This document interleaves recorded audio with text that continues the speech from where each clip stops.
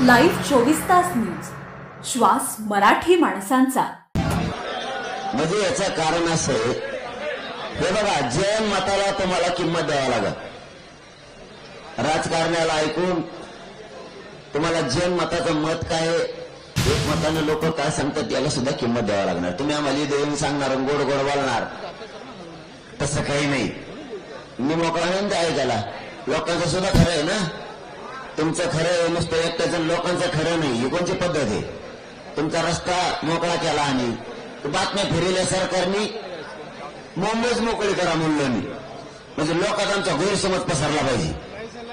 ते काय चावत आहेत का रस्त्याने चालताना? मराठीचे पोरं मुंबईत समजा बघते फिरते, कुणा शी दिली का? मराठीच्या पोरांना कुणा शी दिली? कोणत्या पॉइंटला गेला असेल, देवबाप्पाच्या दर्शनाला गेला असेल, कुठे काय म्हणते त्याला मला माहित नाही. इकडे समजा चौपाटी काहीतरी तिकडे गेला असेल समजा. काय ते काय असं मराठीचे पोरग म्हणजे काय साप आहे का? चालता चावतो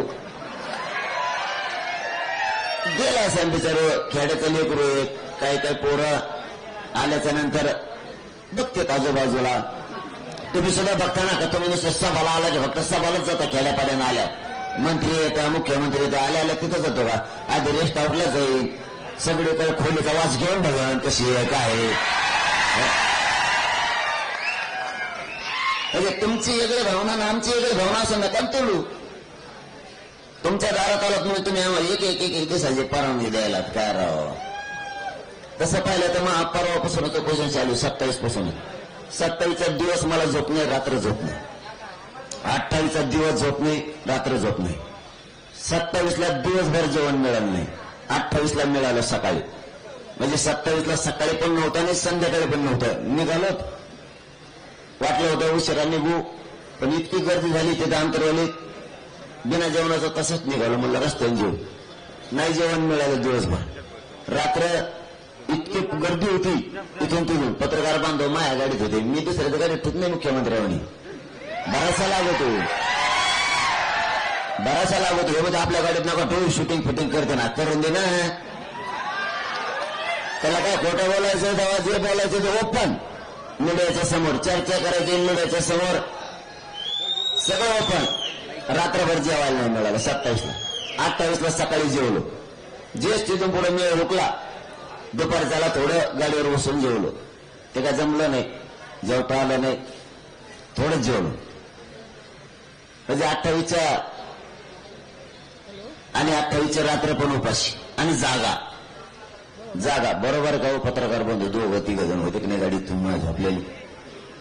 ते बिचारे ते म्हणले स्थिती नाही करायलो. ते म्हणले आयला कमाल वाच. अरे ओरिजिनल करतो जे करता, हे कोणी को भरायला हे बाबा होता. उपासच मारला नाही. उपास हे विषय पत्रकार यांना काय 2-3 टाइम हाणायची सवय आहे आणि 2-3 तासात जायची सवय. लटकल्या माझ्यामुळे ते आपण गाडी वगैरे नाहीत मध्ये कळत नाही. जेवायला मिळाला यायला नाही ते म्हणले उगाच लफडत घेतलो आपण आपल्या. कारण मी निष्ठेनं करतो, बेगडेपणा नाही करत. मला हे सरकारला सांगायचं, मराठ्यांच्या पोराशी वाईट वागू नका. मुंबईत काही करणार नाही ते. देवबाप्पाच्या दर्शनाला जाते, परत आझाद मैदानला बसते, येते पुन्हा येते, काय करणार नाही ते. तुम्ही त्याला चिडी घालू नका, ते काय करणार नाही. लय गरीबाचे लेकर आहेत, लय मोठं दुःख आणि वेदना घेऊन आले ते मराठ्याचे पोरं माज आणि मस्ती घेऊन नाही आले इकडं. लय हाले तो आमच्या लेकराचे मुख्यमंत्री. आम्हाला माहिती आमच्या लेकराचे किती हालेत, किती कमरं मोडलेत आमच्या आईबापांचे कष्ट करू करू. लय अवघड आहे. तुम्ही ते जाण ठेवा. ते माज घेऊन नाही आले इकडे, माजलेले नाहीयेत, वेदना घेऊन आलेत. आणि तुम्ही वेदनेवर लक्ष देणार, आमच्या डोळ्याचं पाणी पुसिनात म्हणून त्यांना राग येतो. बरं तुम्ही लवकर नका का पुसिनात. मी उपोषण करून करून मेल्यावर मग द्या, हरकत नाही, काय अडचण नाही माझी. मी बलिदान द्यायला तयारच झालेलो आहे.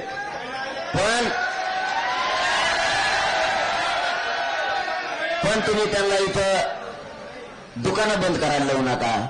नसता तुमच्या बी महाराष्ट्रात सभा असले की पुढे तसंच होणार आहे. मग अहो खरं सांगतो, आपण गाडला कोण ठेवत नसतो.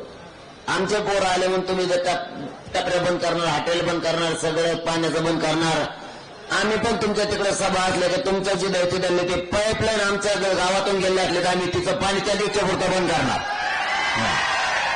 तुमचं रेस्ट हाऊसलाच गेलं असलं पाणी तर आम्ही ते बंद करणार आमच्या रानातून गेलेलं असलं. कारण तुम्ही आम्हाला मुंबईत पिऊन दिलं नाही आणि आपण बोलतो ते करतो. तुमच्या आमदार मंत्र्याचं जर आमच्या तिथून पाईपलाईन गेले असले तर आम्ही त्या बंद करणार. कारण तुम्ही आमचे लेकरे उपाशी मारायला लागले तर जसाला तसं होणार. तुम्ही नाही सापडत आम्हाला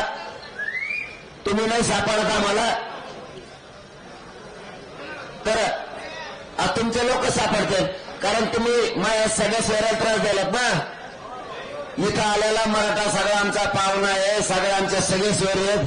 तुमचे सगळे सोयरे असतील ना महाराष्ट्रात त्यांचेही झाडबल होणार. मग महाराष्ट्रातील ताज्या घडामोडी पाहण्यासाठी लाईव्ह 24 तास न्यूज चॅनलला सबस्क्राईब करा आणि बेल आयकॉनवर क्लिक करा.